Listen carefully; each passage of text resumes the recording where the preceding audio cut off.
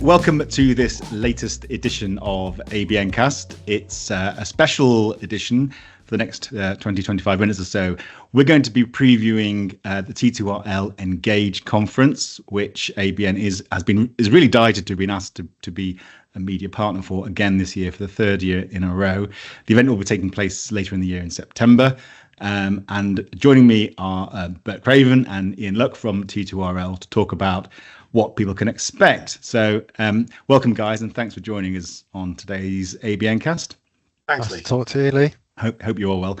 Let's bring in Bert first. I think the first thing to talk about is you've got a new venue. I know you've been at the same place for a number of years now. You'll know better than me. For a long time. Back before COVID, we were at the QE2. It's just a space we've outgrown now. So on to pastures new. So it was at the QE2 Centre, which is an amazing venue in an amazing part of town, right in the middle of Westminster. But tell us where you're going to and why you've decided to switch this year. So there's a couple of things. One is we've outgrown the QE2. We've been bumping up against the fire regulations for that building for a number of years.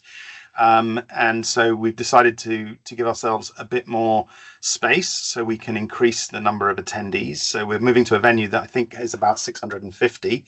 I mean, the goal is not to make it massive. We still wanted to have that nice intimate feel, so it still feels like a personal event, but we're getting to the point where we're having to turn people away is not good. So the Sancroft Convene, which is right next to St Paul's Cathedral, so wonderful location, is not only a larger space but a much more flexible space in terms of how we can divide it up and use it for different things like workshops, breakout rooms, round tables, all of that kind of thing. So obviously the QE2, great big high ceilings, vaulted glass front, looking at Westminster Abbey, all of that kind of thing, fantastic. But it was very much an exhibition space and a huge plenary room, and then a lot of little side rooms that you had to go and get in elevators and wander around a maze to find. And we just think that this year moving to Sancroft will give us a chance to experiment with some new formats for the content. Yeah, so views of the city in St Paul's rather than Westminster this year. Absolutely, and it's quite I know it's quite a modern venue as well. So it's very modern. Fits with the theme. And look, we all go to these events. We all go to lots of different events, and I know you do. I see you at many of them. There was different scales and sizes. We actually find, I think probably you do, and as you were explaining then, when you've got, it doesn't have to be massive. If you've got a niche event, and this is quite a niche event in some ways, but actually in other ways it's also very large. You could probably fill a much bigger room. But when you've got an event that's small enough to get your head around and you can get around every sort of delegate, there's a lot of value in that. I feel that they almost provide more value than some of the big events. Yeah, and we've all been to the kind of 5,000 person events, and they have there's a particular format to them, but I don't think that the content gets as well showcased at those kinds of events. There's constant noise going on around, and we've seen people try things like inflatable pods inside sort of aircraft hangar type buildings. And there's always challenges with audio and background noise and all kinds of things.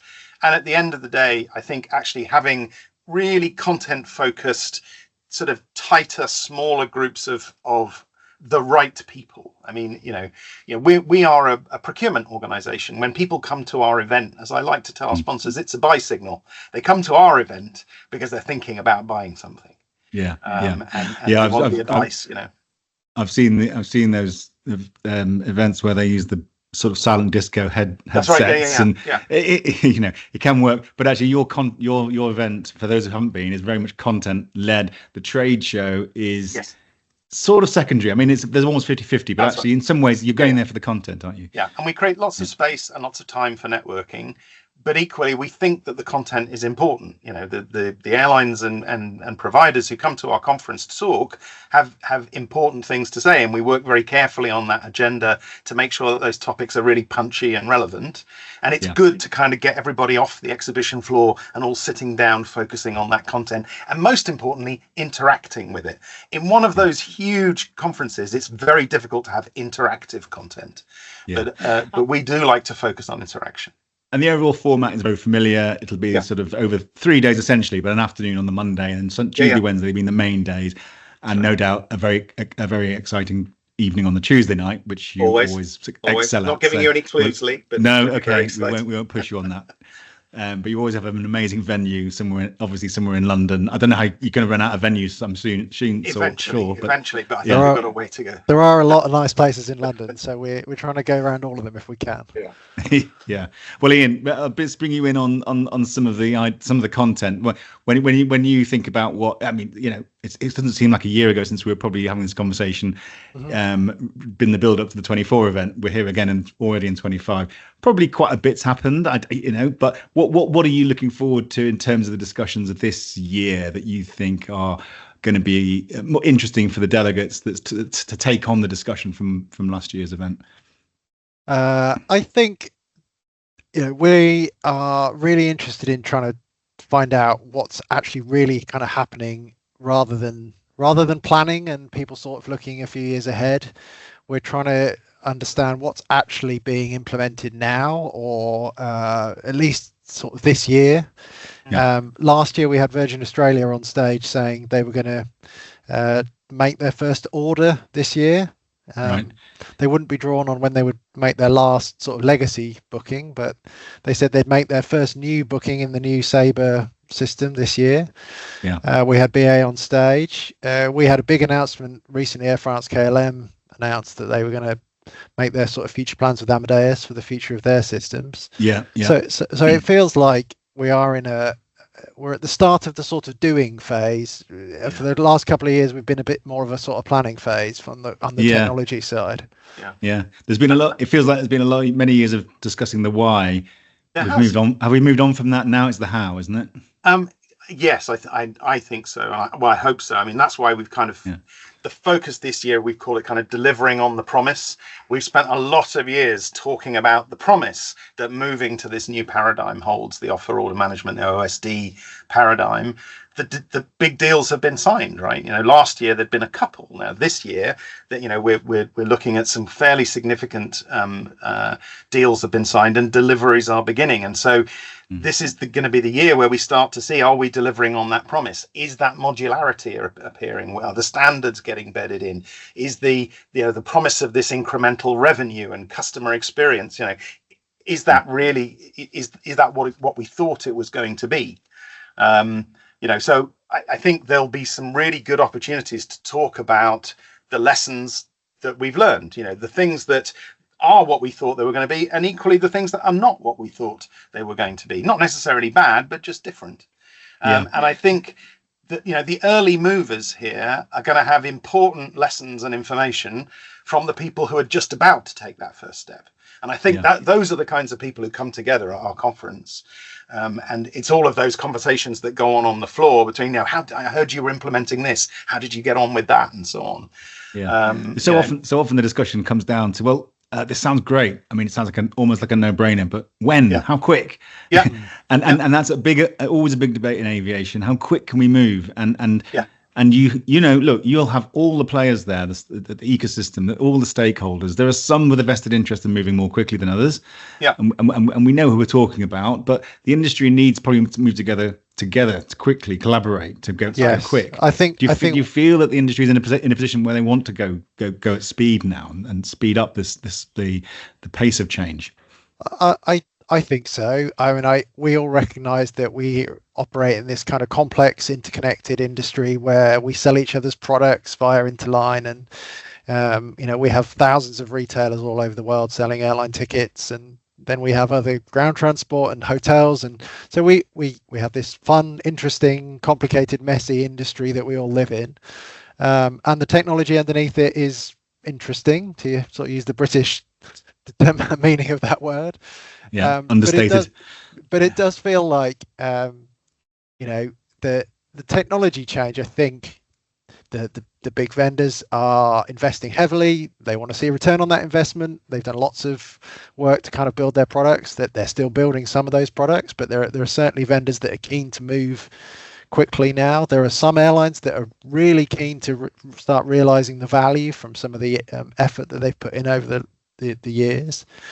And we see a lot of travel sellers that are engaged, and again, we will invite a number of key travel sellers from both the leisure and business world and they always tell us that they like to be kind of hearing some of this sort of planning that airlines are doing up front. Yeah. And we're a big fan of trying to bring the stakeholders together and try and avoid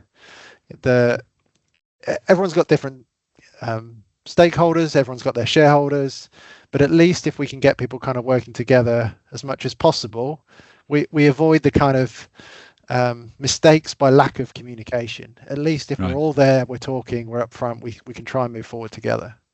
That was an advance last year, or a development last year with the event, bringing in more of the ecosystem, covering the distribution. So, like Ian just said, the leisure and the corporate agents who are still important. Look, going to a number of these events in the last year, I sense that maybe because of technology advancing itself, that from the airline's point of view, there's a real desire to work with third parties still. And they see the value in it. It's just that the question's been how, and obviously the airlines. We're talking about moving to offer order. It is about the airlines taking a little bit more control over their product, and that seems to be now a sort of settled idea that's going to happen. But it doesn't necessarily freeze out the third-party distribution channels. No, absolutely. And the majority of the airlines we work with are very much value the indirect distribution channel, the agencies that provide types of customers that they often wouldn't be very good at retailing to or servicing on their own. Corporate customers, cruise customers, people on complex journeys where they're going out and then stopping and then going on a different airline and then combining different products. So nearly all the airlines that we work with, some more than others, but most really want to work with the indirect channel, and they're keen to kind of move forward with the technology together. Exactly the pace of that and the commercials behind it are always an interesting kind of discussion. But there's definitely a desire to kind of move forward with new technology together. Bert, on the Monday, you've got these pre-conference workshops. I can see dynamic pricing is going to be one of the topics, and distribution. So that following on from what Ian was saying, dynamic pricing, interesting. I think I've heard people say we don't want to call it dynamic. Well, it is a bit, but apparently Oasis has managed to sort of slightly skewer dynamic pricing as a concept. So we call it continuous pricing now, just to avoid. Well, continuous pricing is a flavor, but absolutely. So what does that mean? Well, I know I think you've got some sessions on that as well in the main part of the conference. Does this mean that? I mean, one of the panel sessions is the end of fares ? So this is probably what we're talking about here. A fare is simply what you're prepared to pay at any given time. Yeah, I think there are a whole number of things that are coming together. The dynamic pricing is the most readily available feature of the next paradigm, if you see what I mean. It's stuff that we can do now, and it's ready now, and it's built now. And most importantly, it's being offered, or it's being, dynamic prices are being put into the market by a number of large carriers. So we're now seeing a second wave of interest in dynamic pricing being driven by the competitors who need to respond to it. And so it is picking up pace, because it's available, because there is a well-founded belief that more price points is better yield, is better profit. And the solutions are available, and there are known integration patterns for fitting them into the existing technology stack. So this isn't jam tomorrow at all. This is the immediate horizon of the next thing that's going to drive the bottom line. So for those reasons, I think it's been a consistently hot topic. That, and what we're thinking of really as the third wave of NDC, is airlines putting in NDC APIs, but also dynamic pricing drives that as well. Because if I want to have dynamic prices in indirect channels, I have to use an NDC API. I can't do that via an Edifact connection. So those things are kind of driving each other in what we hope is a virtuous cycle of adoption. I get the impression, I was, again, been to a number of events recently, NDC's talked about a lot. That's new distribution capability. And I think there's an acceptance. You can't do modern retailing without NDC. It's just impossible to do. You can't do modern retailing in indirect channels. I mean, you can do modern retailing on your own website and in your own apps any day of the week, right? And that's not really not the challenge. The thing is if we accept that airlines sell through a wide variety of points of sale, many of which they do not directly control, you've got to have an interface that is designed to support modern retailing at every point of sale. Even if you don't own the shop, you've got to feed it with the right type of offers in a format that can be consumed and displayed in the way that you want. Yes. Well, one of the most slightly eye-opening things I've heard about NDC or said about NDC, because the shorthand for what NDC is it's a new standard. But then quite a lot recently, I've heard people say NDC isn't a standard anymore because there's so many flavors of it. It almost needs to be standardized.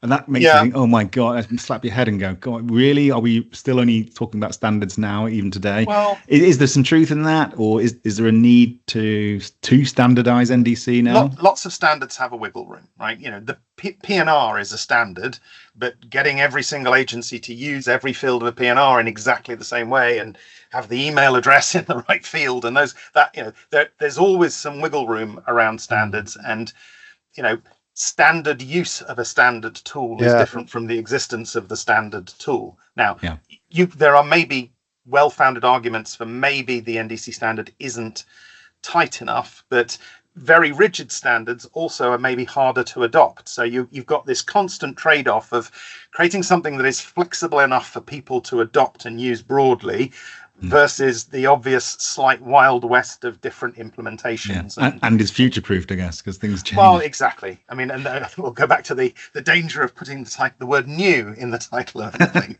Of anything. So look, all of these things are a set of trade-offs, and they require discipline and diligence to use correctly. And I think if the industry more broadly comes to the conclusion that a greater level of standardization around NDC is important, then that will happen. I think also NDC is still evolving. It's still incomplete. We still don't really have a proper NDC interline and code share. And there's also a question about, what is going to, is code share in the way we understand it now going to exist in future? And so the question is now the right time to start tightening up the standard, or should we at least wait until it's complete to a degree and then tighten it up? So I understand people's complaints here, and I think it can be very difficult for people who are trying to do NDC integrations and finding that every single one is a slightly different shaped cookie. It can be very frustrating, but it is just a set of trade-offs that we have to live with, I think. Yeah, I mean, Ian, the complexity that we've just talked about can be almost feel stifling. It's so complex, then you sort of throw your hands in the air and go, why bother, almost? But actually, the truth is that change is now pretty much baked in, I think. Would you agree with that? That we're not talking about whether it's going to change. We are talking about now it is changing and it will happen. I think that's right for NDC. I think phrases like the train has left the station. We hear people saying things like that. Change is baked in. I think that's right. And I think most agencies support the concept of NDC and the fact that it brings new content. They might not always agree with the way the airlines have implemented it or the pace they've implemented it, or is it standard enough? Those are all great questions. But I think NDC is there and we'll keep growing. I think the GDSs are all on board, so it's taking time, but I think we are making progress. And then I think similarly, offer, order, settle, deliver, or modern airline retailing, or whatever you'd like to call it, it's not quite so far down the track. But now that there's a lot of vendors with a product, there's quite a few large airlines that are signing. The vision seems pretty kind of unified across the industry. I think different people will phase it in different ways, but it does feel like the direction is clear, and some people have started on the path, others are sort of just setting off. But I think we're all going that way somewhere. I think like an interesting question I've been thinking about recently, when you see, I've just come back from Aircraft Interiors Expo in Hamburg, and there's plenty of technology in the aircraft itself that has been devised to give the customers more to do, and essentially more retail opportunities, actually, like interactive screens and so on. But everyone eventually, and ultimately, this has to be the driving factor. It's about traveler experience and making a better experience. And you think actually what everyone's doing though is making the experience ever more fraught with, I'm going to be sold something at every turn here from every stakeholder. The airline's going to be trying to get that, a pound of flesh. Then the airport's going to come in. Then the airline itself, when I'm on board, in some ways do less because the experience is not necessarily, the customer isn't asking to be bombarded with. No. Well, yeah. And I think with all of these things, there is this very fine line between,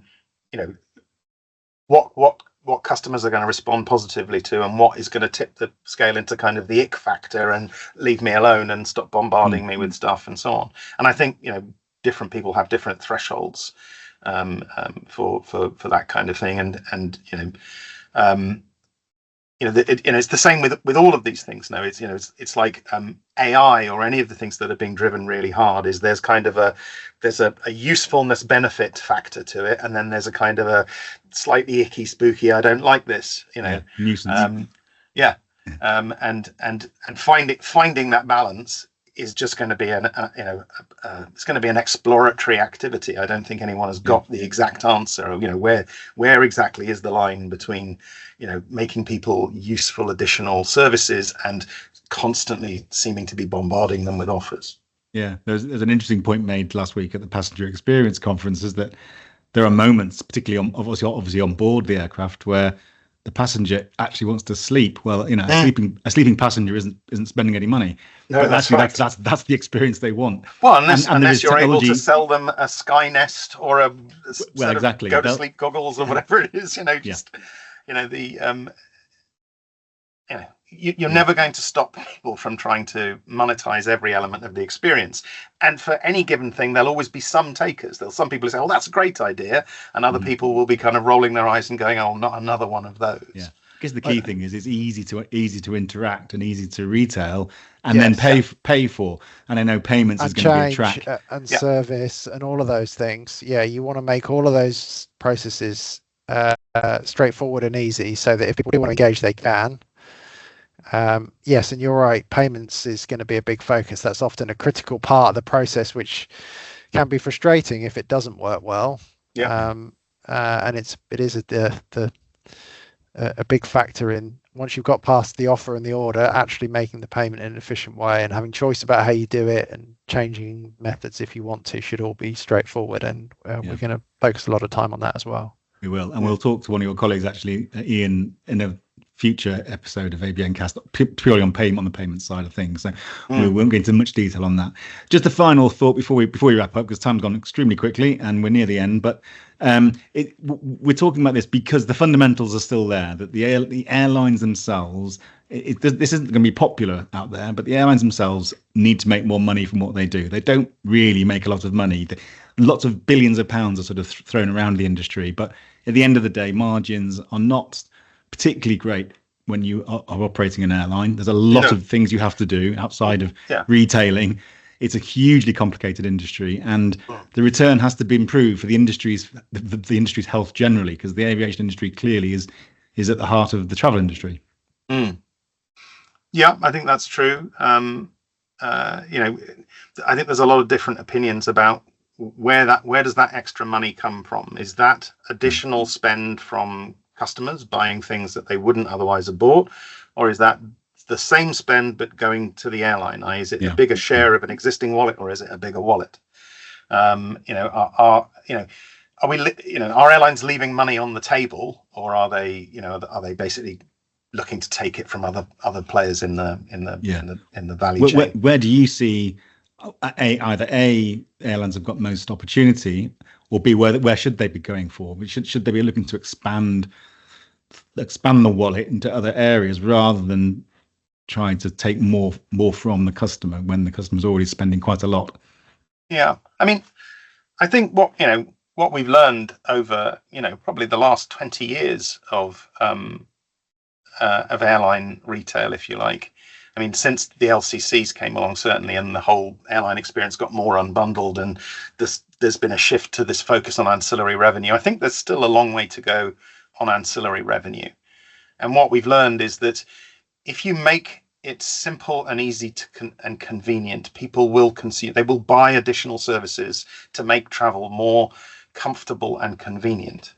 Now, how you approach that, i.e., do you make the baseline experience so awful and uncomfortable that people, you create the willingness to pay that way, or do you, or do you keep the same baseline experience and create more convenient, more comfortable ways to travel? I think we're going to have a lot of different opinions and different business models that are based around those things, right? But I still think that there's a long way to go in ancillary revenue, both air ancillaries and ground ancillaries and so on. But I don't think that the opportunities are the same and in the same places for every carrier. Not every carrier is either willing or capable of turning themselves into a holiday company, right? Yeah. Well, I was going to mention EasyJet, right? Because actually, you're who have done that or are doing that in the process of doing that and selling. When you say ancillaries, it's more. They're not really ancillaries. A hotel isn't an ancillary for a holiday. It's an essential component. But I mean, that's a great place for airlines to go. The hotel commission is a good source of additional revenue. People often forget that the single biggest ancillary in the airline industry is loyalty. Many US airlines only make money through their loyalty programs. Well, exactly, and so I think there are new horizons, but the idea that it's all that there's a cookie cutter version of this, I don't think so. I think this is airlines understanding their own revenue opportunities very precisely. Final thought before we go, because it is interesting about EasyJet. EasyJet, I think around the time of your conference, will be celebrating its 30th birthday, the 30 years since the first flight took off from Luton to Scotland. A really momentous moment, to be honest. I mean, they weren't the first low-cost carrier in the world, but they were certainly the first in this part of the world. And things have changed dramatically since in 30 years. Just a quick answer from both of you. Just looking forward now in 30 years. I mean, do you think we're on the cusp of equal amounts of radical change in the next 30 years? Or are we in a period where things are sort of settled and there won't be quite so much change? Because we've certainly seen a lot in the last 30. I'll just say yes. No, I think there will be. I don't know. It's a dangerous thing to predict, isn't it? What is it? The only thing is to say about a forecast is you're almost certain to be wrong. But it feels like the industry that we've been in has been changing every 5 years, every decade. There are some new things that come along. There are some new entrants with new ideas. And hopefully, I guess, linking back to the idea of the conference, the technology that people are working hard to implement between now and the end of the decade is the plumbing on which people are going to build new innovation, are going to come up with new ideas. One of the frustrations of NDC has been we spend lots of time doing plumbing and not enough new exciting products have come out the other end. But it does feel like that the last few years, and maybe for some airlines the next few years, is building a lot of really key capability that will enable them to do a lot of new things, that some of which we probably haven't even thought of today. And actually, we're in the AI era, aren't we? So maybe AI is the answer to that. I mean, look, change is a constant. It's understanding where it's going to come from and what the impacts of it will be. I think we have to accept that things are going to change, and what we need to value is flexibility. I think the next generation of systems will be driven by greater flexibility, so that we hopefully we can adapt to whatever changes come along, and we don't have to, as Ian said, make a forecast now and nail our colours to the mast, and then it be absolutely disastrous if we're wrong. That we ought to be able to adapt better if we've got better supporting technology. I remember talking to some airline people that used to say any new product I want to launch is going to cost me £2 million and take 3 years as a minimum. That's the sort of lowest. It's not going to be quicker, and it's not going to be cheaper. It's going to be expensive and take a long time, any sort of exciting new product to launch.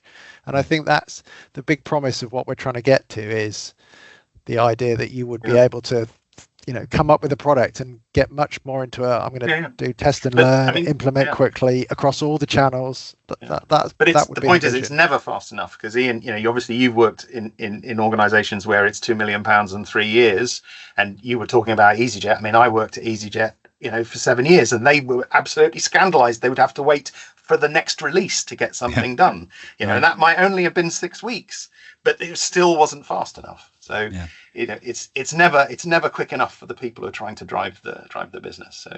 Well, look, guys, thanks very much for that. I'm going to make a brave forecast now, and that is that the T2RL Engage event in September will be excellent and very well worth attending.